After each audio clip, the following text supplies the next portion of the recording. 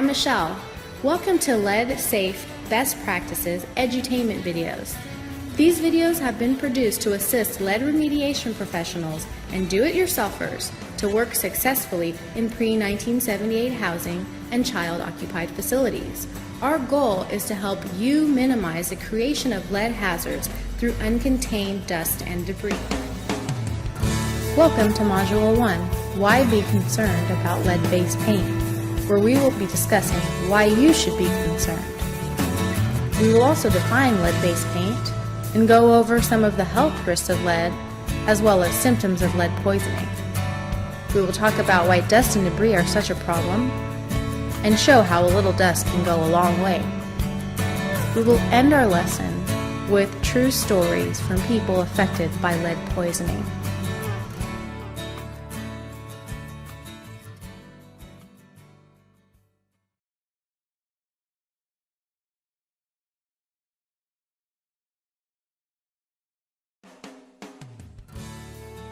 Did you know that federal standards define lead-based paint as any paint or surface coatings that contain lead equal to or in excess of 1.0 milligram per square centimeter, or more than 0.5% by weight?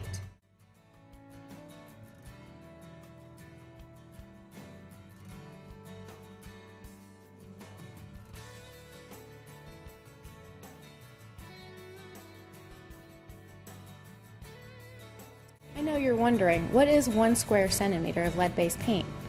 Well, here is a lead-based paint chip sample, 1 centimeter by 1 centimeter. And for comparison, here's a penny. So if you grind up this paint chip sample, it would contaminate 5 feet by 5 feet floor area, or 25 square feet. I'll show you exactly what that looks like.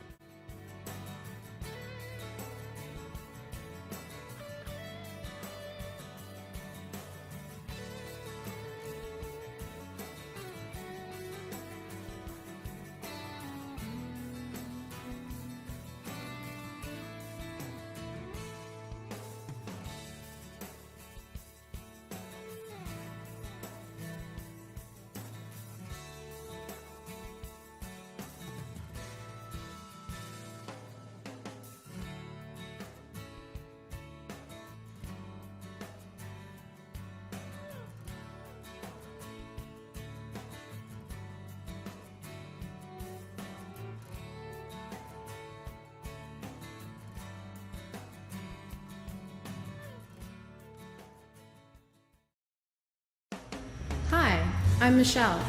In this section, we're going to talk about the health risks of lead in children, pregnant women, workers, and other adults.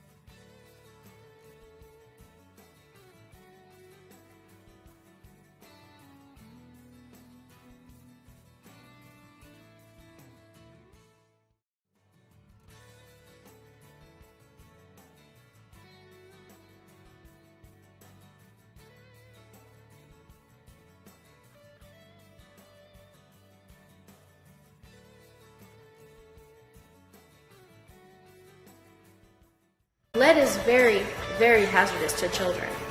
In fact, it causes permanent damage to the nervous system and to the brain. It can also cause decreased intelligence, reading and learning difficulties, behavioral problems, and even hyperactivity. Damage can be irreversible, affecting children throughout their lives. Lead is also hazardous to pregnant women, causing damage to the fetus. It is hazardous to workers and other adults as well, causing high blood pressure, loss of sex drive or capability, and physical fatigue. Remember, Lead exposure can cause serious permanent damage.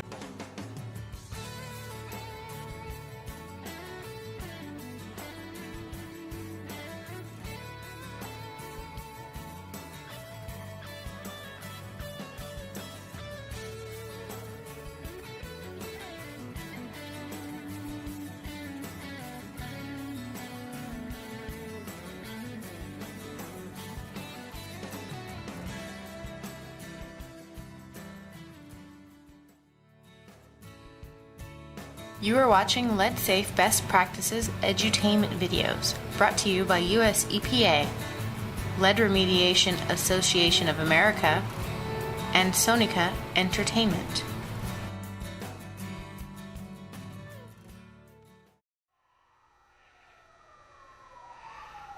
The health effects of lead hit home, and they're very real. And one of the projects that we did really made that become a reality to me. We first became a lead remediation contractor in the mid-90s, actually late 90s. There was a kitchen in a residence in San Francisco that the lead content was 300,000 parts per million inside the lead, inside the paint that was in the kitchen. And there was a lead poison kit in there. So we had to quarantine the kitchen, so we did the remediation inside the kitchen. And I'll never forget the scream and the cry of the baby and how irritated it felt in 2 rooms over, because they couldn't relocate. The mother had a bad cold, and so we quarantined and we just did 1 room that day so that the parents and the baby was on the other side. But the baby was lead poisoned. And I'll never forget the screams and the cries of that kid while we were working in there in that kitchen that day. But the lead content of that kitchen was like 30% lead. So guys, anytime you're doing any type of work, always remember, you want to protect the workers, the guys that are working in the company. Number 2, you want to protect the occupants, those that live there. Containments are a must. And 3, if you're working outside, you want to protect the public as well. So we protect the public, the occupants, and first of all, the first line of defense, which is our workers, the guys who are touching the work. So those 3 are super important. Are you still wondering why you should be concerned about lead? You should be concerned because symptoms of lead poisoning are often non-specific and are frequently attributed to other causes. In fact, did you know that symptoms of lead poisoning are easily misinterpreted by medical personnel? Yes, even medical personnel. And this can delay effective treatment and even increase the likelihood of permanent physical as well as mental damage.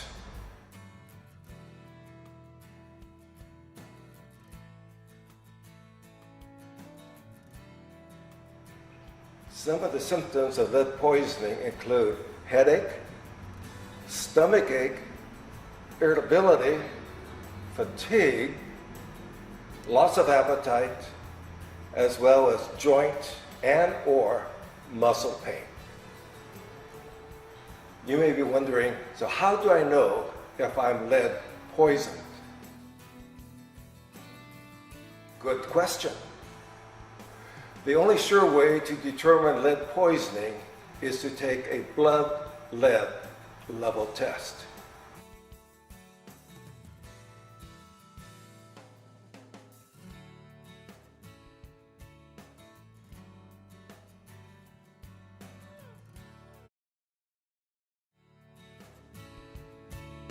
You are watching Lead Safe Best Practices Edutainment videos, brought to you by US EPA, Lead Remediation Association of America, and Sonica Entertainment.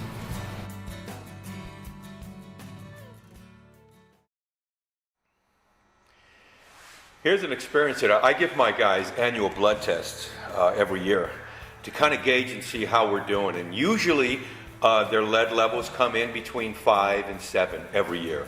And it lets me know that we're doing good. We're using the lead safe work practices that really help protect my workers and also the occupants in the house. One year though,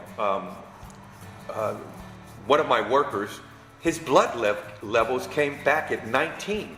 And I was perplexed, and I asked him, I said, George, what's happening? Why is this 19? We're usually at 6, 7, between 5, and we're never over 10. Never. We've never been over 10. And he goes, oh man, I have to confess to you, I've been doing side work on the weekends. And I asked him, I said, aren't you using lead-safe practices? Well, no, I bid it low and I had to do it really fast and I didn't have time to do that. And I said, that's exactly why we do it. Here's a good example of why we use lead-safe practices. And you could bet that from that point on, it helped him realize, a worker, and me as a contractor and him as a worker, that these protocols are in place for a reason. And that was good enough reason for George, one of the employees of mine, and me as a contractor.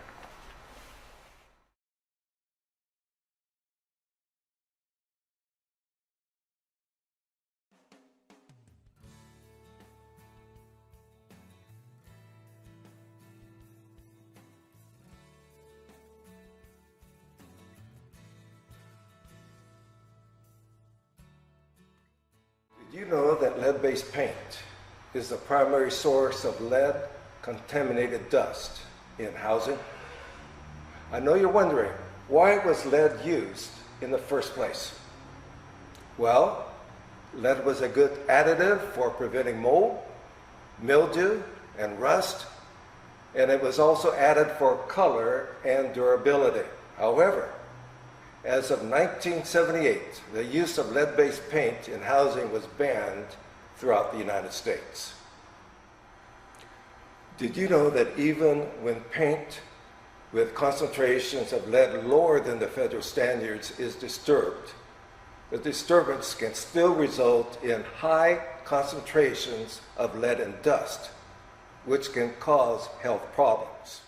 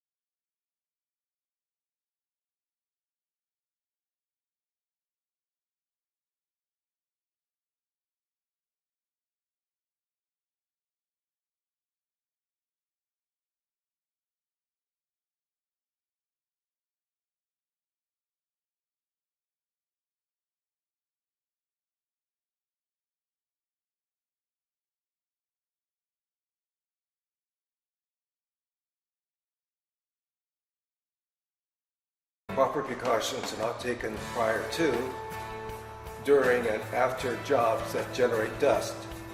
Workers, residents, and children may become lead poisoned.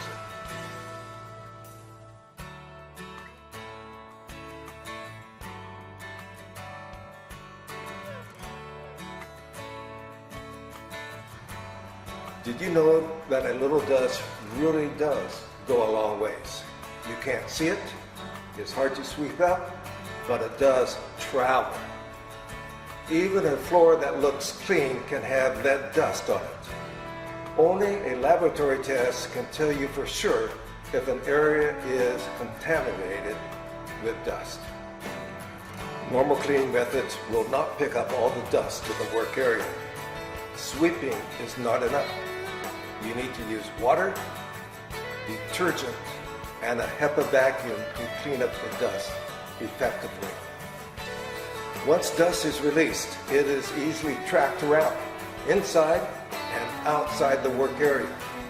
And an exterior painting job can contaminate the inside of a home as the dust, chips, and leaded soil are trapped inside.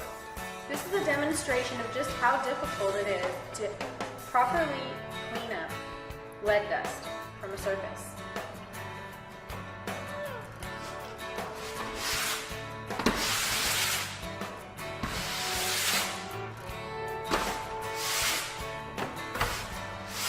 As you can see, sweeping does not remove dust from a surface.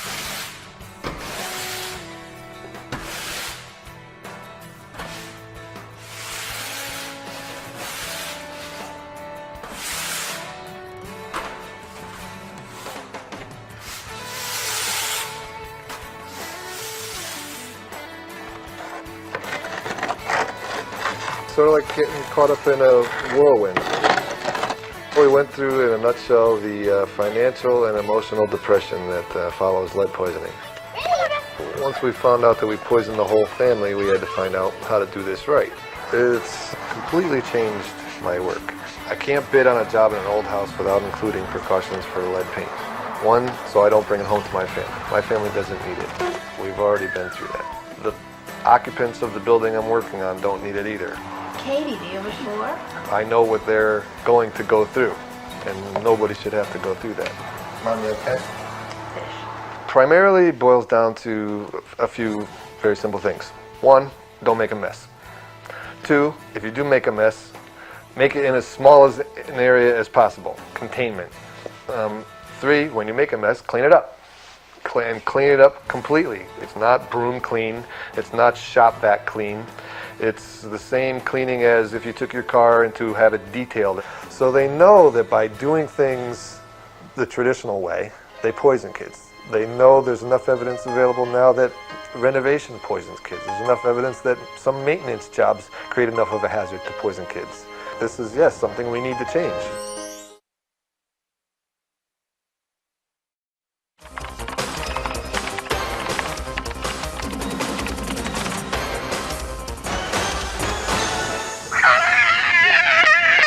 I heard a scream that I had never heard in my life before, coming out of this little bitty body.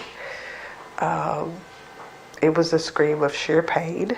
There were 3, maybe 4 nurses holding her down, and they said, "Mother, hold her head." And so the person that she saw when she was being inflicted with pain was the person that she trusted.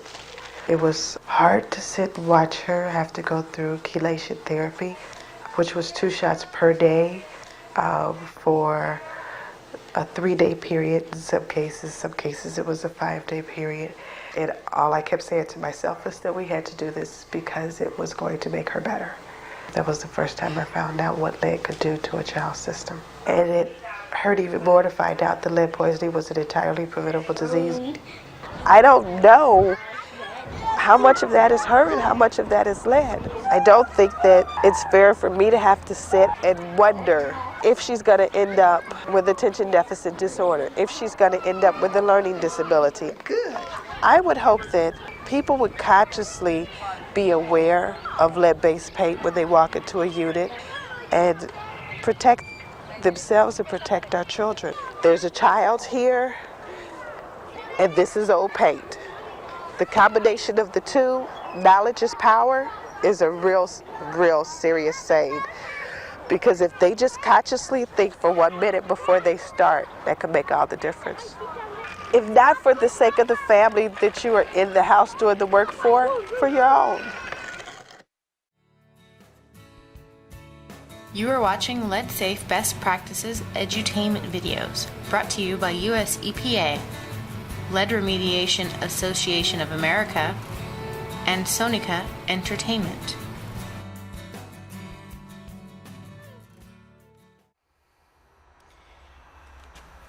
Hiring practices. When you're going to do lead work, you want to make sure that when you hire someone that's going to do lead work in your company, you want to make sure that before you hire them that you make sure that they have a blood test. Because you can be hiring some contaminated workers and not even know it and get blamed for it, because that's exactly what happened to one of my friends. This person owned a painting company and hired 4 workers for a large project that she got. And what happened is those 4 employees all came up with blood lead levels of 38 to 50. And they only worked for this contractor for 2 weeks. And this contractor used lead safe practices, but did not do due diligence, meaning prior to hiring them, get a blood test to see exactly where they're at, to quantify and create a baseline for that particular employee. And it was so important. And now this friend of mine who's a contractor is going through litigation and so forth. And it's just, what a nightmare. So be very, very careful when you as a contractor hire someone. Get a blood test. It's worth $150 to get a blood test and to find out where they're at. And then you can quantify that you will be keeping them low. Most of the time, anyone you hire will be low levels of lead in their blood. But in this case, this particular contractor hired 4 and all of their blood levels were high. Obviously, they were doing side work in and around old buildings and used no lead safe practices. Come to find out, these workers as well did smoke and smoked a lot while they were touching the lead, and that's a no-no. No smoking while you're working because you're touching your mouth constantly. So there's another good example.